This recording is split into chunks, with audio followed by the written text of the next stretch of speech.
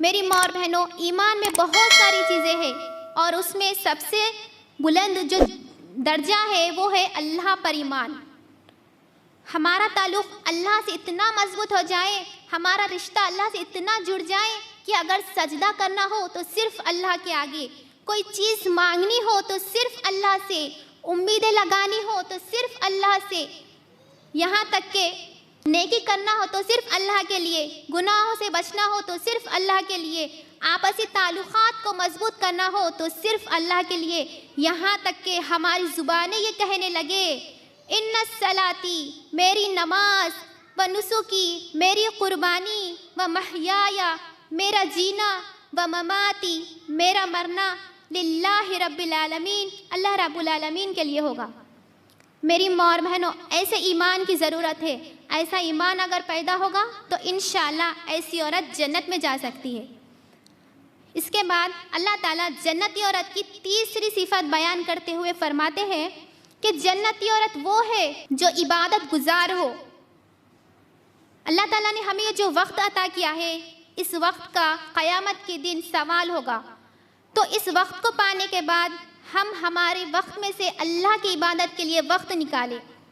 अगर हम जन्नत में जाने की ख्वाहिश रखते हैं तो हमारे अंदर ये जज्बा पैदा हो जाना चाहिए कि अगर कोई फ़र्ज़ नमाज़ें पढ़ रहा है तो मैं फ़र्ज़ के साथ नफिल भी पढ़ूंगी, कोई फ़र्ज़ रोज़े रख रहा है तो मैं फ़र्ज़ के साथ नफिल रोज़े रखूंगी, अगर किसी ने अल्लाह के रास्ते में 5,000 खर्च किए हैं तो मैं 10,000 खर्च करूंगी। इबादतों का तसव्वुर जब ऐसा पैदा होगा तो इंशाअल्लाह ऐसी औरत जन्नत में जा सकती है। मेरी माँ और बहनों, इबादत का और एक मतलब होता है फर्माबरदारी करना।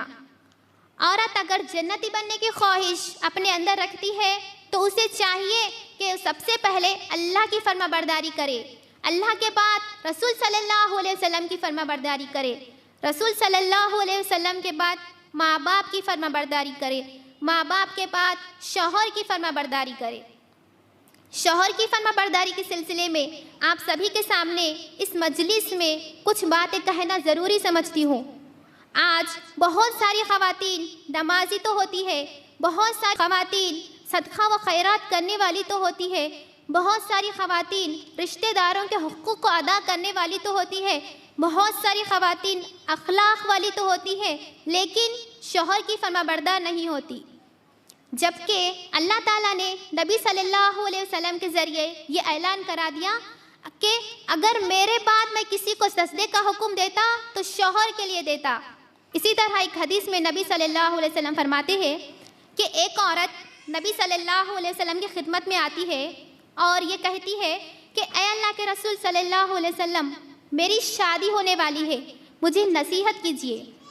और वो ये भी कहती है कि मुझे ये भी बता दीजिए कि मेरा शौहर के ऊपर क्या हक़ है। तो नबी सल्लल्लाहु अलैहि वसल्लम उस औरत से कहते हैं कि तू हक़ के बारे में पूछ रही है तो मेरा भी ये फ़र्ज़ है कि मैं तुझे बता दूँ। अगर तेरे शौहर के जिस्म पर फोड़े हो जाए और उसमें खून और पीप भर जाए और तू उसे ज़ुबान से चाट चाट कर साफ़ कर दे, तब भी तूने शौहर का हक़ अदा नहीं किया। मेरी माँ और बहनों, इससे बढ़कर और क्या बात हो सकती है। तो सब्र कीजिए। अगर आपका शौहर आपको सताए तो अल्लाह के लिए सब्र कीजिए। उसके बाद अल्लाह ताला जन्नती औरत की चौथी सिफत बयान करते हुए फरमाते हैं कि जन्नती औरत वो है जो सच बोलने वाली हो। हमारे ज़िंदगी में बहुत सारे ऐसे मराहिल आते हैं जहाँ पर हम लोग झूठ का सहारा लेते हैं। अगर ऐसा हमने किया है तो अल्लाह से माफ़ी मांगिए, वरना ये झूठ क़यामत के दिन हमारे नजात के दरमियान हायल हो जाएगा। हमेशा सच बोलकर ज़िंदगी गुजारिए। और एक हदीस में नबी सल्लल्लाहु अलैहि वसल्लम सच्चाई के बारे में फरमाते हैं कि बेशक सच्चाई नेकी का रास्ता बताती है और नेकी जन्नत की तरफ ले जाती है। और अल्लाह ताला कुरान मजीद में फरमाते हैं कि तुम हमेशा सही सही बात कह दिया करो, अल्लाह तुम्हारे तमाम मामलात को दुरुस्त कर देगा और अल्लाह तुम्हारे गुनाहों को भी माफ़ कर देगा। उसके बाद अल्लाह ताला जन्नती औरत की पांचवी सिफत बयान करते हुए फरमाते हैं कि जन्नती औरत वो है जो सब्र करने वाली हो। हमारी ज़िंदगी में बहुत सारे ऐसे मौके आते हैं जहाँ पर हम लोग कमज़ोर पड़ जाते हैं। ये बात याद रखिए मेरी माँ और बहनों कि ये दुनिया इम्तिहान की जगह है, ये दुनिया आजमाइश की जगह है। यहाँ पर एक इंसान को बीमारी के ज़रिए से, माल की कमी के ज़रिए से, औलाद के ज़रिए से और कई तरीक़ों से आजमाया जाता है। लेकिन हम लोग इन आजमाइशों के वक्त अल्लाह से शिकवे शिकायत करना शुरू करते हैं कि अल्लाह को मैं ही मिली थी ये सब कुछ करने के लिए, या कोई और नहीं मिले थे दुनिया में। तो मेरी बहनों, अल्लाह के लिए गौर करो उस सब्र करने वाली जन्नती औरत के बारे में। एक औरत नबी सल्लल्लाहु अलैहि वसल्लम की खिदमत में आती है और ये कहती है कि ऐ अल्लाह के रसूल सल्लल्लाहु अलैहि वसल्लम, मुझे मिर्गी का दौरा पड़ता है, बहुत तकलीफ़ महसूस करती हूँ, बहुत मुसीबत में हूँ, मेरे लिए दुआ कीजिए। आप नबी हैं, आपकी दुआ रद्द नहीं होती। तो नबी सल्लल्लाहु अलैहि वसल्लम ने उस औरत से कहा कि देखो, मैं तुम्हारे लिए दुआ करूँगा, तुम्हारी बीमारी चली जाएगी, लेकिन तुम इस बीमारी पर सब्र कर लोगी तो इसका बदला जन्नत है। बड़ी समझदार औरत थी, आखिरत की फ़िक्र रखने वाली औरत थी।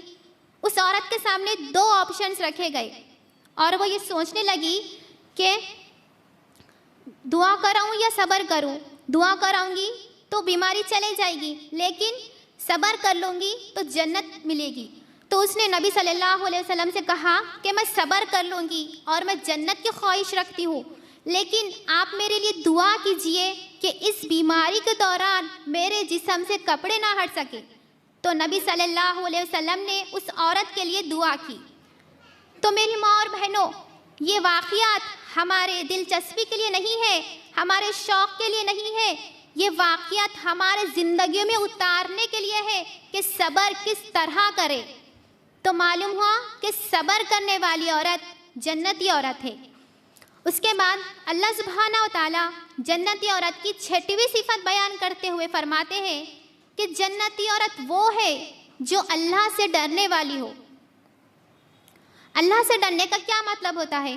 हर छोटा गुनाह करने से पहले, एक दूसरे की ग़ीबत करने से पहले, एक दूसरे पर तोहमत लगाने से पहले, अल्लाह की नाफरमानी करने से पहले, नबी सल्लल्लाहु अलैहि वसल्लम की नाफरमानी करने से पहले, बेहया लिबास पहनने से पहले, इस बात को याद रखिए कि अल्लाह ताला ने ऐसी नाफरमा औरत के लिए जहन्नुम की आग तैयार रखी है।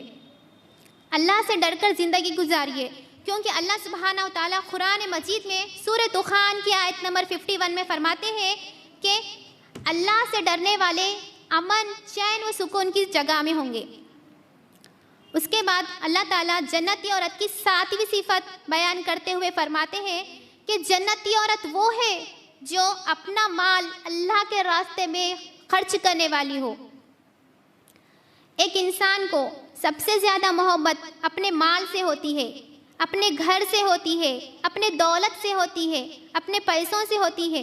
वो माल की मोहब्बत को दिल से निकालने के लिए मेरे और आपके रब ने ये फ़ैसला कर दिया है कि अगर तुम जन्नती औरत बनना चाहती हो तो अपने माल को अल्लाह के रास्ते में कुर्बान करो।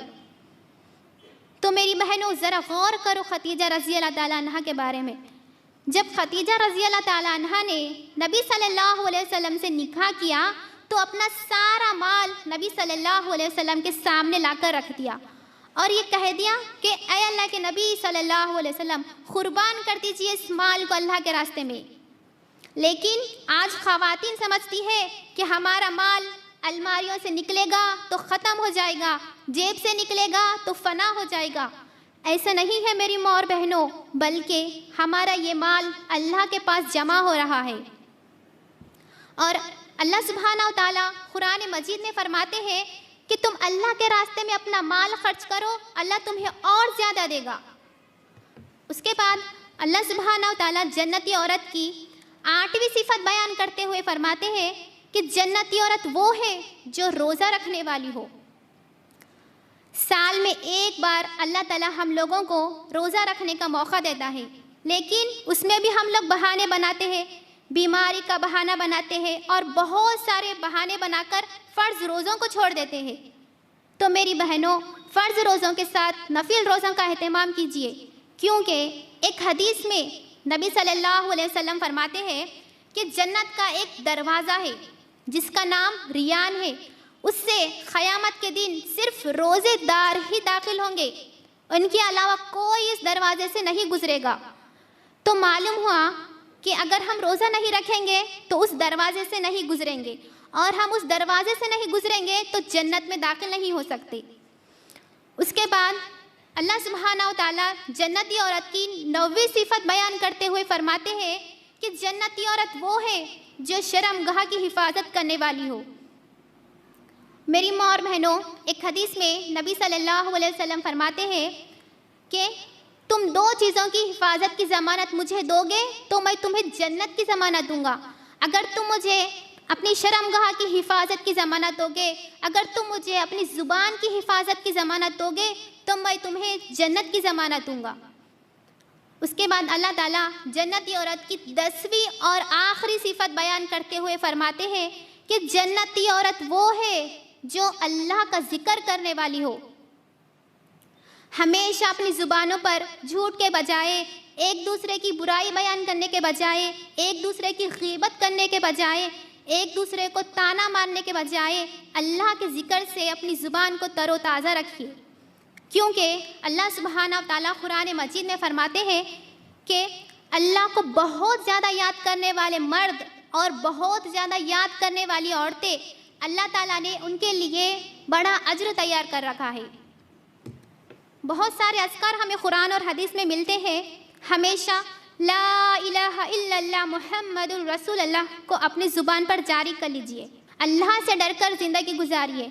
कुरान की इस 10 सिफात को मालूम करने के बाद ये बात मालूम होती है कि एक औरत जन्नती औरत बनना चाहती है तो उसे सबसे पहले मुसलमान होना होगा, मोमिन होना होगा, इबादत गुजार होना होगा, सच बोलने वाली बनना होगा, सब्र करने वाली बनना होगा, अल्लाह का जिक्र करने वाली बनना होगा, अल्लाह से डरने वाली बनना होगा, रोज़ा रखने वाली बनना होगा, शर्मगाह की हिफाजत करने वाली बनना होगा, अपना माल अल्लाह के रास्ते में खर्च करने वाली बनना होगा। इन तमाम 10 सिफातों पर इंशाअल्लाह हम अमल करेंगे तो हम लोग जन्नत में जा सकते हैं। आखिर में अल्लाह से दुआ है कि अल्लाह हम तमाम को इन 10 सिफातों पर अमल करने की तौफीक अता फरमाए और हम तमाम को जन्नतुल फिरदौस में आला मुकाम अता फरमाए। व आखिर दावाना अनिल हम्दुलिल्लाहि रब्बिल आलमीन।